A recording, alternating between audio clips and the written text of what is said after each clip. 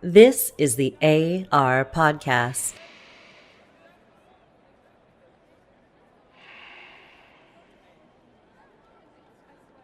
I know what he means. In magic and in life, there's only the present moment, the now. You can't measure time the way you measure the distance between 2 points. Time doesn't pass. We human beings have enormous difficulty in focusing on the present. We're always thinking about what we did, about how we could have done it better, about the consequences of our actions, and why we didn't act as we should have. Or else, we think about the future, about what we're going to do tomorrow, what precautions we should take, what dangers await us around the next corner, how to avoid what we don't want, and how to get what we have always dreamed of. Jay takes up the conversation again. Right here and now, you're beginning to wonder, is there really something wrong? Yes, there is. But at this precise moment, you also realize that you can change your future by bringing the past into the present. Past and future only exist in our mind. The present moment, though, is outside of time. It's eternity. In India, they use the word karma for lack of any better term. But it's a concept that's rarely given a proper explanation. It isn't what you did in the past that will affect the present. It's what you do in the present that will redeem the past and thereby change the future. So, he pauses, becoming increasingly irritated at my inability to grasp what he's trying to explain to me. There's no point sitting here, using words that mean nothing. Go and experiment. It's time you get out of here. Go and reconquer your kingdom, which has grown corrupted by routine.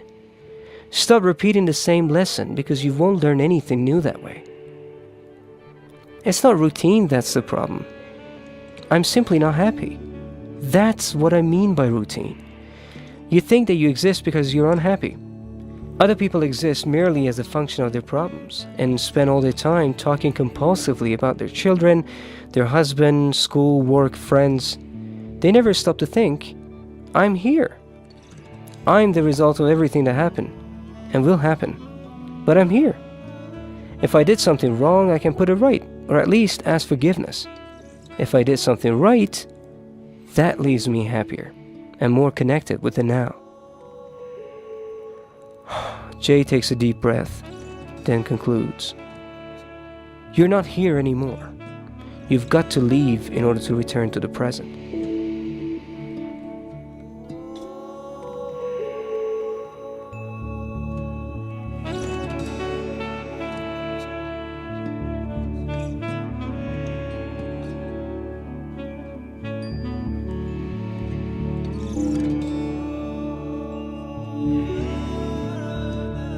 Hey guys, this is Ali Roozkhash, the host of the AR Podcast. What you just listened to was an extract from Paulo Coelho's Aleph. Aleph, Paulo's 14th major book, is simply outstanding. I've just started this book and couldn't resist but to share a page or two with you guys. It touches on the theme of spirituality, and I believe it has actually touched my soul. If you could get your hands on an English version of it, it would be awesome. Before I introduce my first guest, please just bear in mind that everything about the interviews will only get better in time, so all I'm asking for you is to be patient. Thank you. Anyways, my first ever guest on the show is a very well-known actor/director. One of my favorites. He was generous enough to share his time with us and squeeze us in his very tight schedule. We had an amazing conversation. Please welcome Mr. Ali Mosaffa. This is the AR Podcast.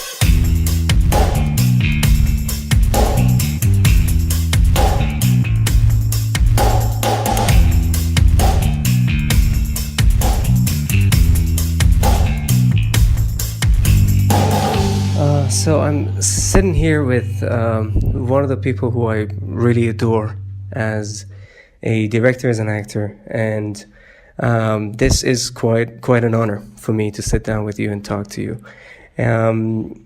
I follow your work, and you for me you're one of the most exciting people currently working in Iran. So basically, this whole project that I'm working on right now is a series of podcasts that I'm doing with intellectuals of my country, basically, people who I think are important. And I want the people of my country to understand that intellectuals of our country can hold a conversation in English, and they can talk in English. So basically, to start this, I recently talked to you before this podcast, and you mentioned a method in which you started to learn French, and you wanted to basically you went to France for the movie The Past, if I'm not mistaken, and there was a method, and you talked about a method. And if it's okay for you, can you tell us what that method was? So first, let me thank you for your enthusiasm, and the fact that you are one of my fans is really pleasant to me. But honestly, I'm not an important person. I mean, how can I be an important person? I mean, in what way? I don't know. I'll explain it to you. Okay. So I was in Paris, and I was supposed to, for the first time, act in another language, and that was really a great challenge. Personally, the way I act depends very much on the way I talk, and the way I can sort of change my dialogues the way I wanted them to be. And when a film begins, in fact, a fight begins between me and the writer of the script, because I do not like the dialogues the way they have been written, and I do my best to change them.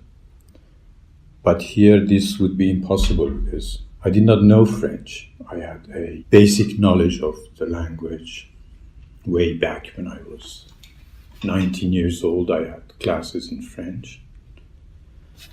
Well, it's true that Leila, as my wife, was a French speaker, and she kept speaking French with our kids, and I kept listening to them. But so I did know the music of the language. I had some basic knowledge, but practically I could not speak French. So this was what I told Mr. Farhadi to begin with, but then they thought that I was being modest, and I was trying to surprise them perhaps, but I was telling them the honest truth that I did not know how to speak French. They did not believe me, and they said, "No, you are probably joking or something, because we know that you can speak French." But then I asked them to give me the opportunity to spend some time before the beginning of the shooting in Paris and go to classes. So I went to Alliance Française, or is it Alliance Française? I'm not sure. Yeah. I mean, this language is really difficult. It is very difficult, yes. Yeah. And it's not logical at all. Yeah. That's my problem. Yeah. So we went to classes, and there was this class which was Français par le théâtre. And we were supposed to memorize dialogues and act. And then after that, the teacher would explain some grammatical points and would talk about some words and things like that. But the basis of the class was the theater pieces.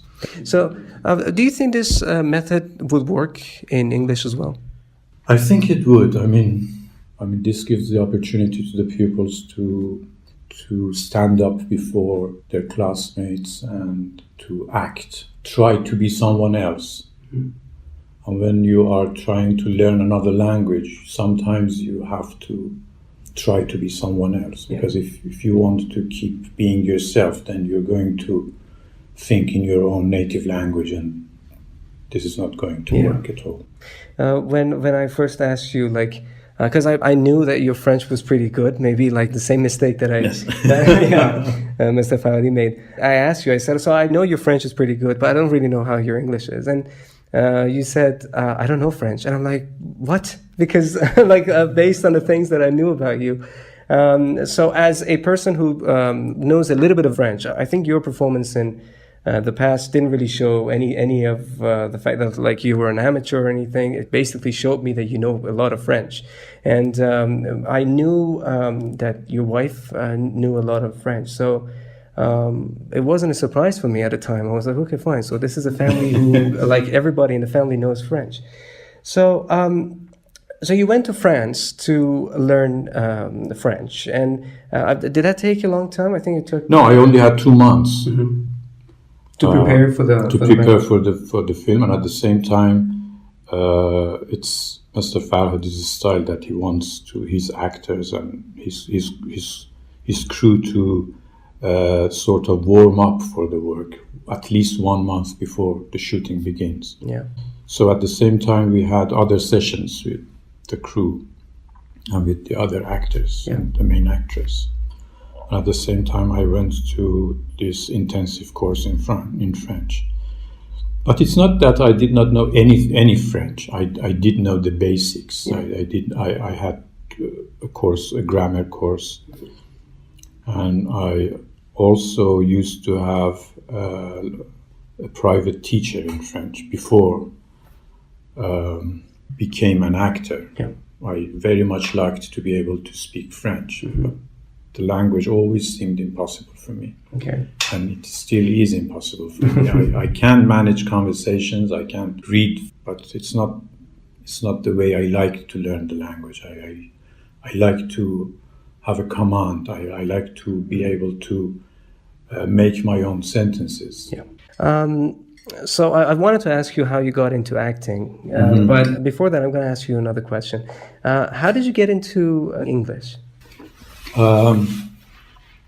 I was, I think, 14 years old or 15 years old, and my English was very poor. I was punished by the teacher in school, and my mother told me, why don't you try to learn the language? I said, okay, how can I learn the language? Because the way they taught English in those years in high schools was really, I think it still is the same way. I mean, I think so, yeah. Logically, you cannot learn English in the schools. Is it still the same? I think so. They haven't. That was the way it was at that time. She had a friend in Shuku's English Institute, and she asked her if I could go to classes there, and then I began going to classes there. It was, I think it was 1360. Yeah. That's a long time ago. When you think about it, yes. And those years, I guess you know that this is the darkest decade of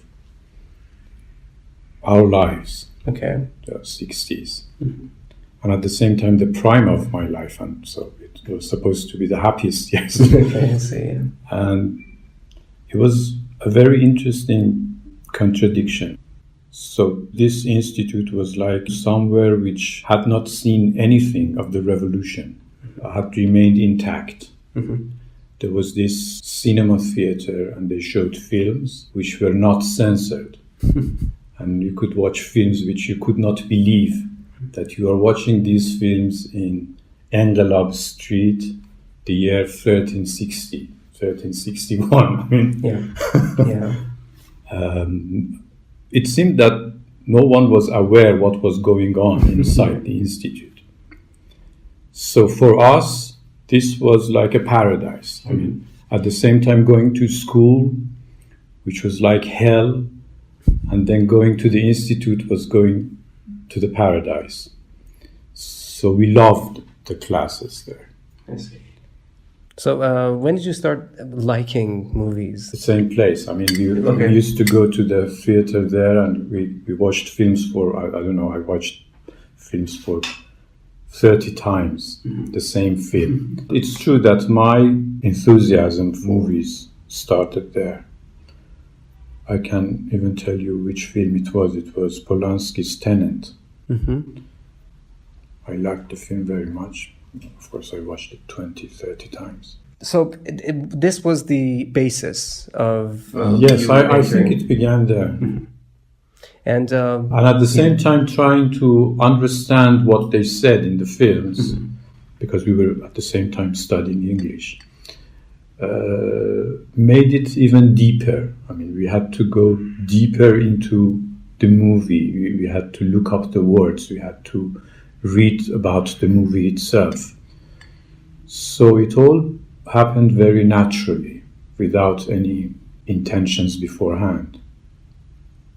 One of the methods that I tell basically all my students to go for is to watch a lot of movies, because in movies you need to number one, you need to understand what's happening in the movie, so you have to listen very carefully, and when you listen, it changes your whole basically perspective of English, the language, and it helps you in all ways possible, basically. So yes, but nowadays it's totally different. I mean, it's so easy to get in touch with people speaking English, so easy to watch films, so easy to listen to the news.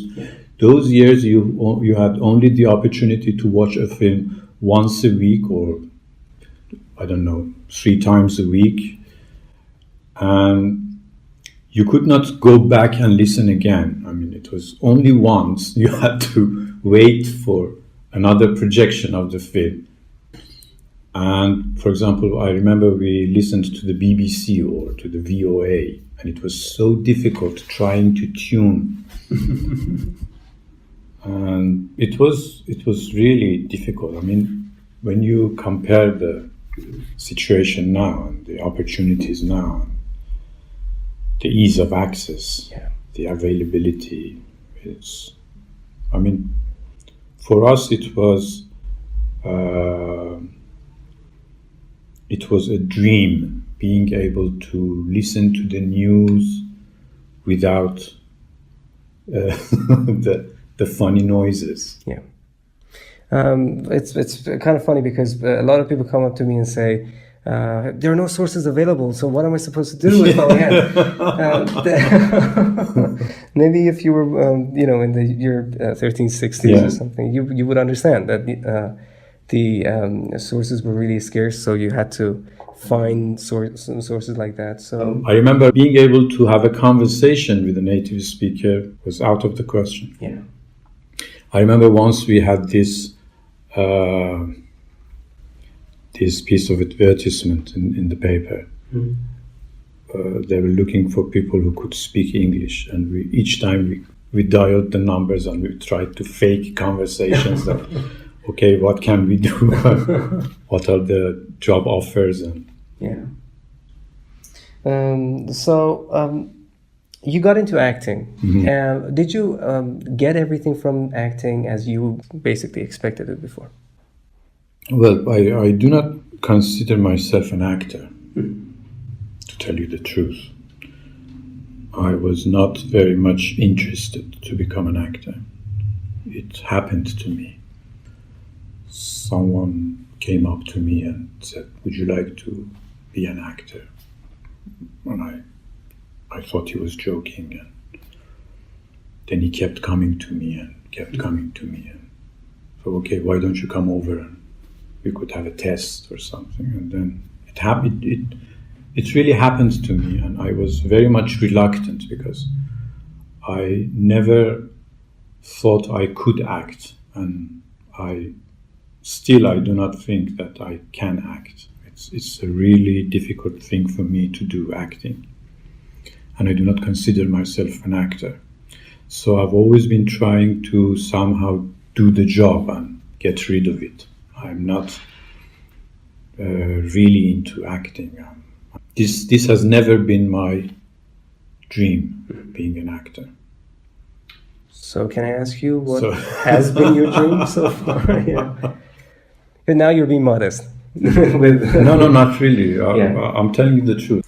And then people kept telling me that, wow, you are an actor, and why not come and have another film and another film.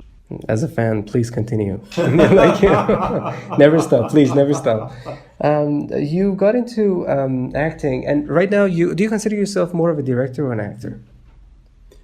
Well, I would like to be able to consider myself more of a director, but I have not been directing much. I've only directed 2 films. Yeah.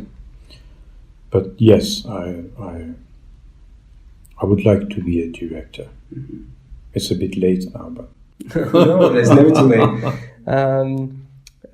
I remember I watched your movie, The Last Step, and It was around that time that I went out of my house, and this is some sort of a memory that I have from you. My house was very close to the Apadana Street, and I was walking down the street, and it's really funny because I was thinking about your movie, and as I'm like walking and I'm thinking, I see you walking in the street.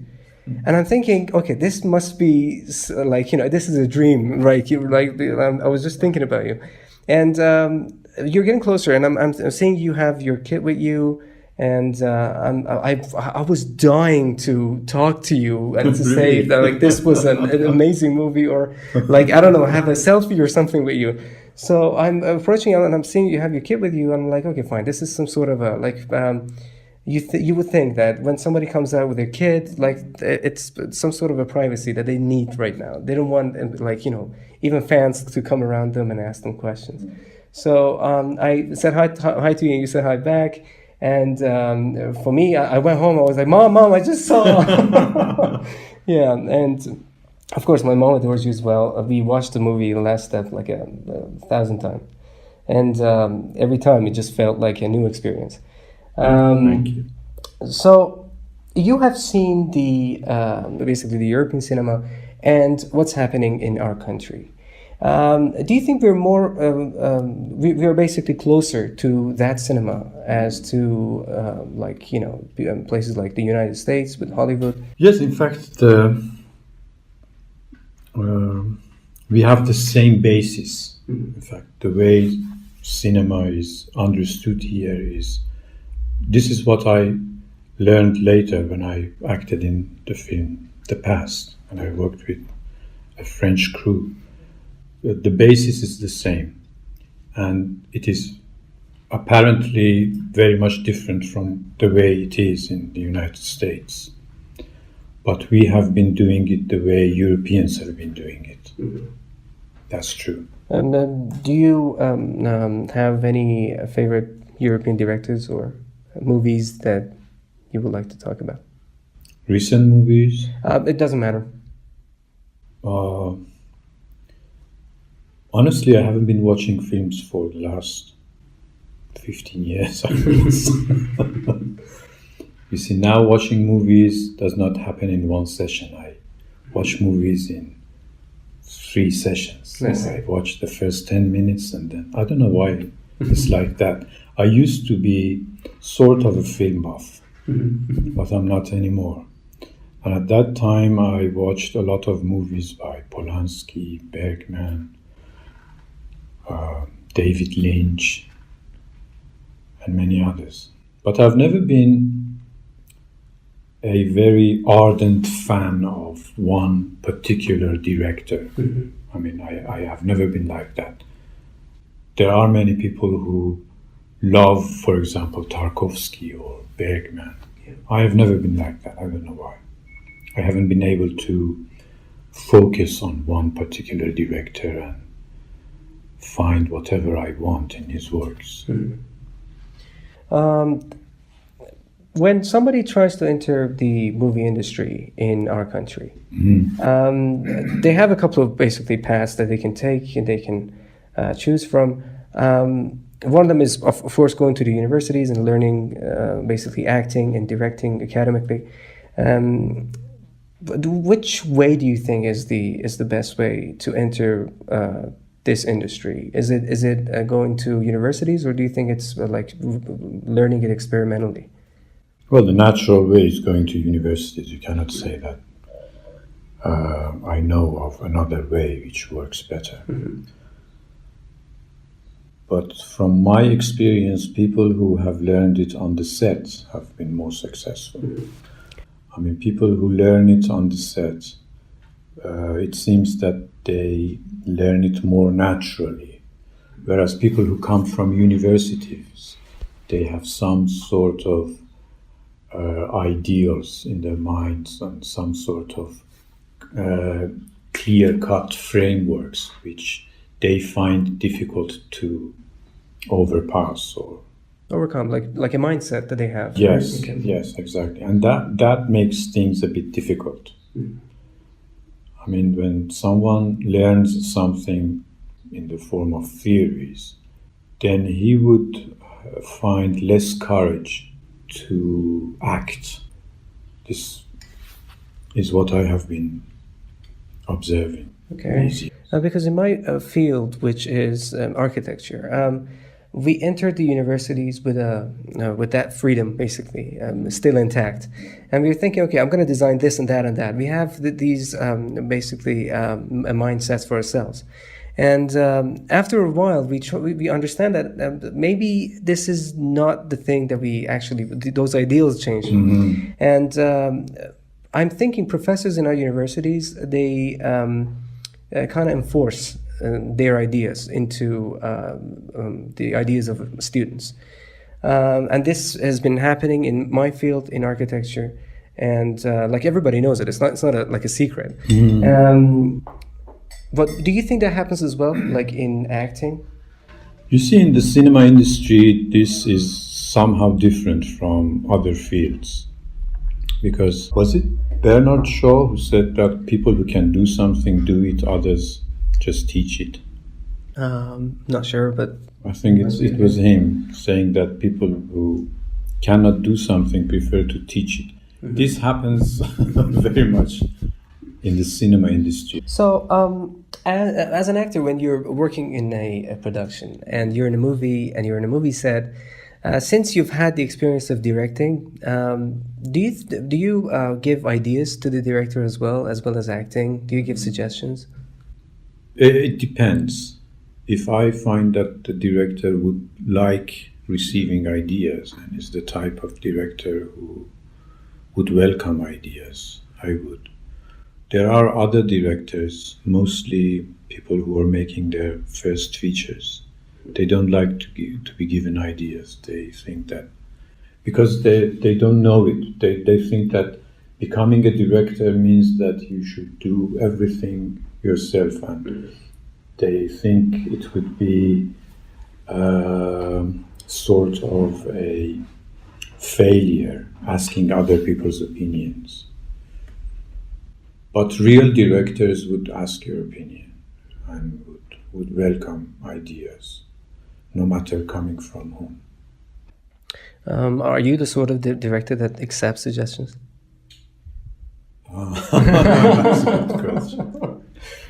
Yes, I think I do. But sometimes you do not have the concentration to hear suggestions. You do not hear them at all.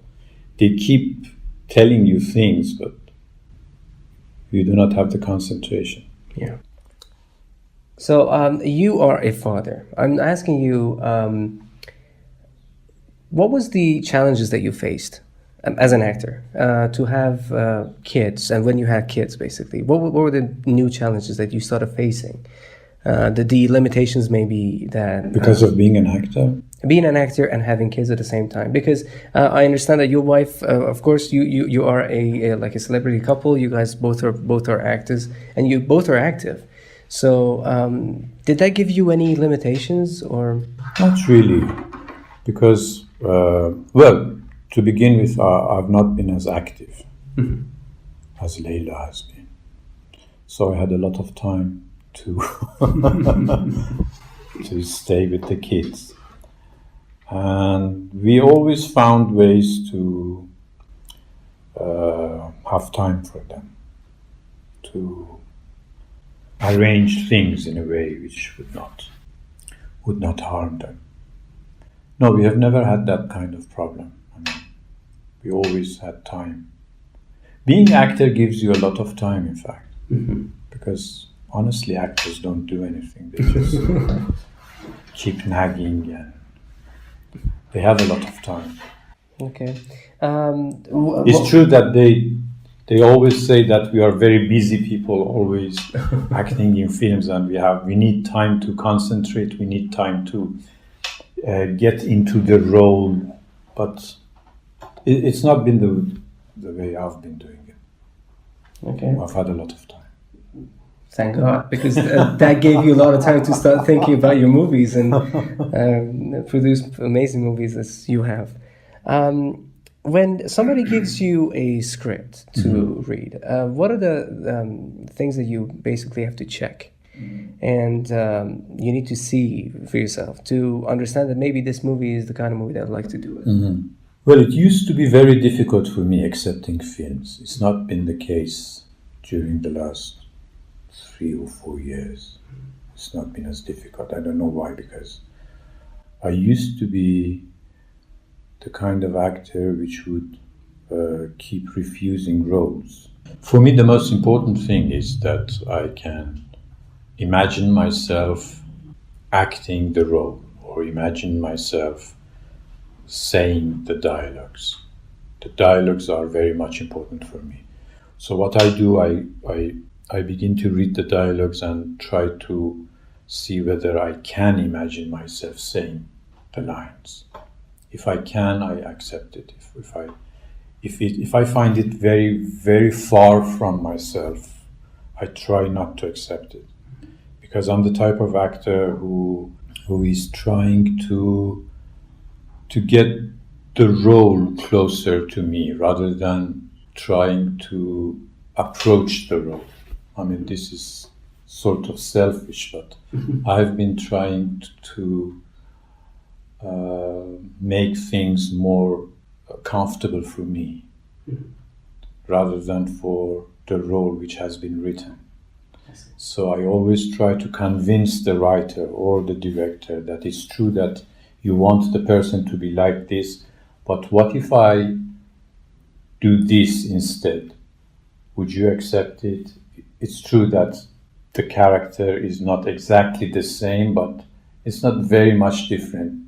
It is interesting the way you have written it, but it can be as interesting in another way, the way I do it like this. If he accepts it, then I know that I can work with him and I accept the role. So you have to see yourself in the role. Yes, yes. So you said you've been accepting roles quite like, it's easy. It's been easier for you to accept roles recently. Do you think it's because you think that our cinema is changing and the way they think now is closer to how you're thinking? Yes, our cinema has been changing. I mean, our directors have been changing. We have a new generation of directors. We do not have the same directors anymore. I mean, I remember that we always said we are not going to have many films because, for example, Mr. Mehdi is going to make one film every 2 years. So we're going to have one film every 2 years. There were only a few number of people you could consider great directors. But now you can always think that perhaps this new director is going to be a new talent. I remember we were convinced that other than these 4 people, the rest are hopeless cases. Mm-hmm. And we know that nothing is ever going to happen with them. But this has completely changed now. Do you think it's been changing for the good? Yes, it's been changing for the good, yes. Recently, my wife and I, we both are movie fanatics. We love movies. And we used to go to cinemas a lot. But recently, like in the past 2 or 3 years, we think that most of the movies are negative. And when you come out of the cinemas, you're thinking, okay, this didn't make me happy. And I'm not saying that all the movies should, but it just feels for me like, there's a wave of movies coming in with that sort of an expectation that you're going to get something negative from this movie and it's going to make you cry and you're going to come out of it feeling bad. Now, do you think that's true? That's true, yes. I don't think we can analyze this. I mean, this is the way it is. It can be because festivals welcome films of that sort more than other types. It can be because we are experiencing a very sad life as a people, and this is a natural reflection of the truth in our films. It can be because, I don't know, people think that perhaps if they make films which give a positive feeling to the viewers, is not really art. I don't know. I think we should not try to analyze this. This is the way it is, and I think it's natural. It will change, I guess, because viewers are getting tired of this. Yeah, they are. And one of the reasons that I haven't been going to cinema is basically this. Except if it's basically your work, because I grew up understanding this, that you don't accept all the roles in the world, meaning you think about them, and the things that are accepted in your own world, you go for that. And I respect that. For me, it's amazing to have somebody who thinks like this. So I was thinking about this. I was thinking about Hollywood and how different it is to Iranian cinema. They're completely two different things. I'm not saying that they're at all similar, because that's a huge production with that's an industry, complete industry. And I was thinking about it. I was like, every year they come up with these superhero movies, and Spider-Man, Batman, and these kind of movies come out, and there are a lot of people that would go for these movies and would pay a lot of money to watch these movies.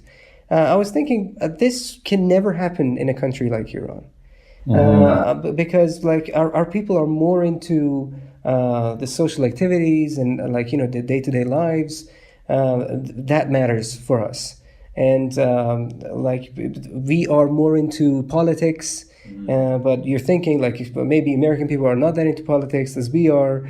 We're constantly checking the dollar rates. Is it going up? Is it coming down? So maybe this is one of the reasons that people are more into movies that are more social than superhero movies maybe. So this was my interpretation of this, the whole... But of course there is a system which controls the type of movies being produced. I mean, it's true that the people controlling things, I mean, the Ministry of whatever, I don't know. What was it in George Orwell's 1984, Ministry of what? There was this, I've forgotten this. Ministry of Happiness or Ministry of something like that. Okay. They don't like types of films being produced. So we cannot really judge. If they allowed these types of movies, perhaps the Iranian audience would go for them. Maybe. We've never entered that, so maybe it is. Yes. Nowadays we see these types of movies that are more... Sorry, it was Ministry of Love. Ministry of Love. Yes. I can understand that. So that is it. Our Ministry of Love would not like that type of love being projected. They like another type of love being projected. I understand. That's completely understandable. Nowadays we see these movies which are more conceptual, and it makes the audience think more. And for a movie lover like myself, I love those types of movies. The kind of movies that makes you go like, what happened? Like, what's going on? Why? I thought this movie should have gone on for another an hour to give me a result. There's no result basically sometimes in the movies. I'm fond of these movies. I had told you before that one of my favorite directors of all time is Terrence Malick, because he comes up with these conceptual ideas, and he doesn't show you anything directly. He's always indirect, showing you something and making you understand something else. That's his art for me.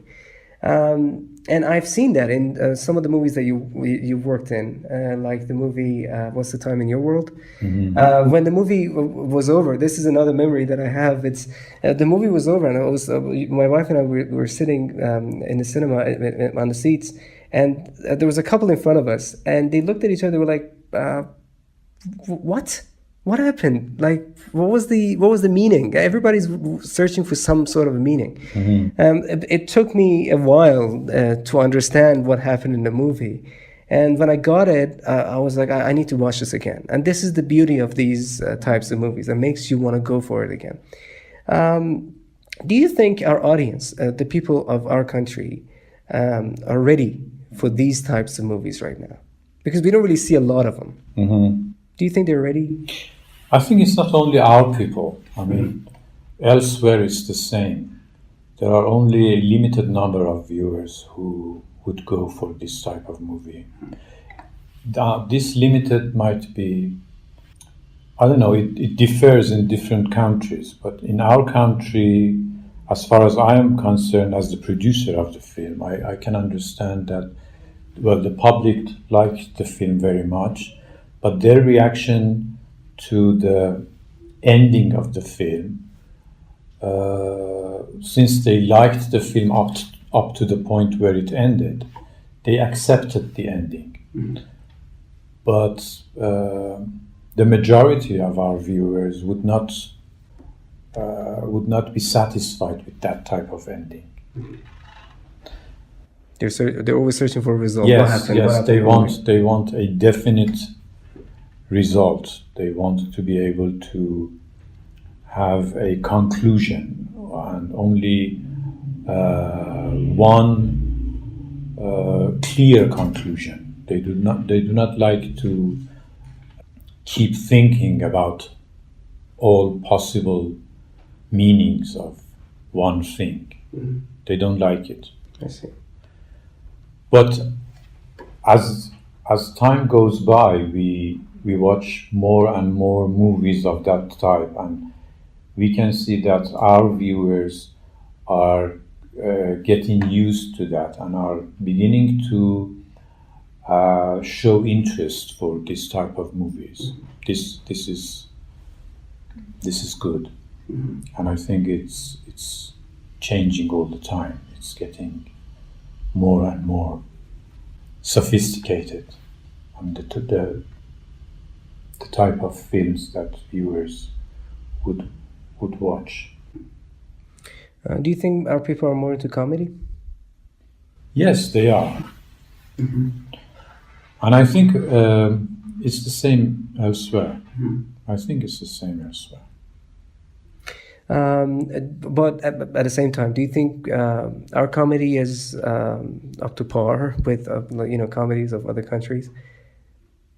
Like, when I go to watch a comedy movie, first of all, what I think is this is going to be another movie of jokes that is not going to make me laugh, or it's just going to make me smile at the most. And there are, I'm not saying that all of our movies are like this, all the comedy movies, but there are exceptions, of course. But most of them are like this. And even though I've seen a lot of changes, as you've said, in the other types of, in drama, we've seen a lot of changes. But in comedy, we're still focused on, one sort of comedy. Yes. And I don't like our comedies. Yeah. I don't like our comedies at all. I think the type of the films that we make as comedies is a very inferior type.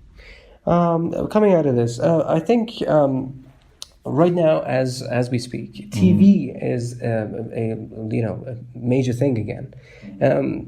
For me, when 10 years ago, cinema was the biggest thing, and after a while, TV started to make a comeback, and we've seen a lot of different actors who are from cinema. I'm not talking about Iran. I'm talking about other countries that would go onto TV and go onto these serials, and the serials would be a huge success. Yes.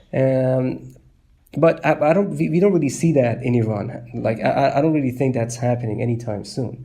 One of the roles that I think everybody remembers you from is from the serial called The English Bag, if I'm not mistaken. Yeah. And you were on TV at the time. You were on TV. But we have never seen you make a comeback. Is there a personal reason to this, or? Yes, it is very personal. I mean, I was very much against having movies on TV. I would not accept the role. and I still regret doing that. Okay. I think in our country, it's very much different being on TV. It's not elsewhere. It's not, especially nowadays. You see so many successful TV serials everywhere. But in our country, still, I think I do not find it appropriate for an actor to act on TV. Mm-hmm. Because it's not only a matter of art, it's a social issue. When you see that TV is, I don't know what word to use for it. Could I say antisocial or I don't know. It's against your people. Okay. So you don't like to be on TV when you find it against your people, when you find it against all your values. I see. You sort of think that going there would create a very nasty history for you. I mean, what would my children think about when they... Yeah. I still regret doing that movie. Okay. What is But I know that it was very successful, and It was really. many people know me for that movie, and it was a good one. But the fact that we were on TV still bothers me. And I did appear once more, only once after that, and that was a second mistake. But I'm not going to do that again.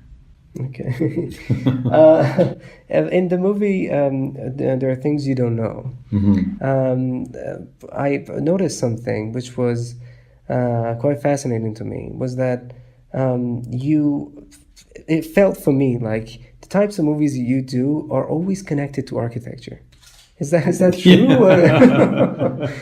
Like I'm sitting and I'm realizing this, that maybe it's your suggestions or whatever it is. It's just the types of movies that you do is always like the last step.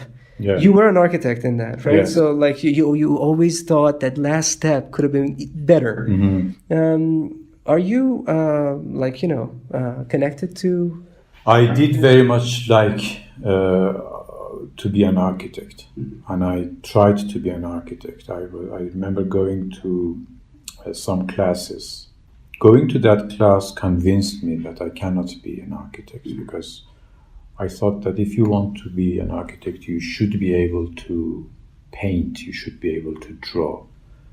And I thought I could draw, but then I was convinced that I did not have the talent. I think I was mistaken, I'm not sure. Then I went for civil engineering, which was a total failure. And I hated the subject. But I think I should have gone for architecture. I like it very much, yes. Yeah. So basically, in the movie The Last Step, every time you talked about architecture, I would think, yeah, this is like, because you had written that movie. So I like building very much. Yeah. I like designing very much. I think I should have gone that way. It's never too late. It's never too late. You can always, because architecture taught me that you're not supposed to be pointing towards a subject if you're talking about it. I always have this problem whenever I'm watching TV and there's an advertisement that comes on. I can see that everybody is pointing towards the subject. Yes. And sometimes when they want to be indirect, it doesn't make any sense. And you're like, what are they talking about? And then at the end, I'm like, this was an advertisement about a bank? Like, this was not about bank. That was completely different. So this is one of the things that architecture taught me. And I'm very grateful that I went to architecture, because I would not have understood this. And the other thing that architecture teaches you is that failure is not a problem. Like, you can fail 1,000 times, but that 1,001 time that you get it right, that's the feeling that you should be going for every time you're trying to design something. So I'm very grateful for that. Yeah. One thing that really caught me off guard, my wife and I, we went to this movie called The Dragon Arrives. The Dragon Arrives, and we were not expecting to see you in the movie, right? Because you were like, as an actor, you were not listed in the actors. And as the movie goes on, I'm like, is that the voice of? You recognize and like, what's happening? And we listen. I'm like, yeah, that's gotta be him. And later on, I saw that your name was as a voice actor. What is the difference between voice acting and acting? Because I think voice acting is a lot harder because people don't see you. Well, I do not have any experience in that field. I've been only, I've just been reading narrations for friends, and Mani was one of them for that film. I liked the film very much, and I liked the narration which he'd written, which came from a book. So I did it. I do not have any experience being a voice actor. I think that must be very difficult. Yeah. Well, did you I can imagine that it can be very difficult. I had an experience dubbing the film The Past, because we dubbed it here in Iran, and I dubbed for myself. That was the only experience I had. I can't say that it's very difficult. It must be very difficult. Is there any director right now? It could be any director, basically. That if they come to you and ask you for to be participating in a role, that you wouldn't even think about the script, and you would just say, "Okay, fine," because I really want to work with you. Is there anybody? Yes, there are many, but I would be afraid to do that because I must be sure what the dialogues are. I understand. I cannot do that. Yeah. I mean, this is my problem. This has been my problem. When you go to other actors, they like it. They're looking for challenges. They're looking for situations where they are going to be like they have never been before. But this worries me a lot. I'm not the type of actor who would go for any role. I'm more conservative. Yeah, I understand. And do you think, do you consider yourself a book reader? No, not really. I'm very lazy in reading books. I began reading books trying to learn English. I began reading Agatha Christie and then George Orwell. I remember reading a lot of D.H. Lawrence and things like that. But I've been a very lazy reader. I understand. Especially when I compare it with other people around me. I see them reading books every day. I can say that during 1 year, I find it very difficult to read. I begin reading, I go the first 20 or 30 pages, and then I stop reading the book. Then I go back to the book again, and I have totally forgotten that I have already begun reading this book. No, I'm not a good reader. I do not have I don't know, I cannot justify it. I'm not a good reader. No. I understand. Would you suggest your kids to start reading books? Yes. Yes, very much. It's true that anything you lack, you want your kids to enjoy. So interesting. Would you want them to follow your path? And no, not at all. Not at all. It's not a glorious path. I understand that. Thank you so much. It's been a pleasure talking to you. Thank you. And thank you so much, basically, for your time. This was an honor to even think about it. When I was thinking about it, I was like, oh my God, this is going to happen. So thank you so much for everything, You're for welcome. all the things you've done. And please continue what you're doing. Okay. Never stop. Just know that there are people sitting in their homes waiting for your movies to come out. Thank you. Thank you very much. Yeah. And before I finish this podcast, would you like to challenge, because this was sort of a challenge, to to sit down and talk to somebody who is from your country, but in another language. Would you like to challenge somebody else to do this?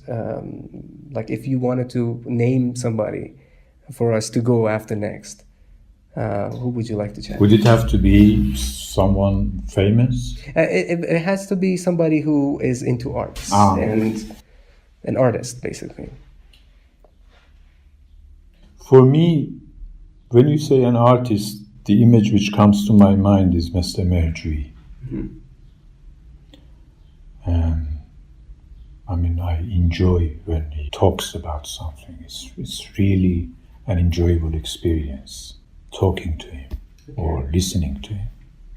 I don't know whether you would be able to find him, but I would listen to it. It would be very with all difficult. my heart, yes.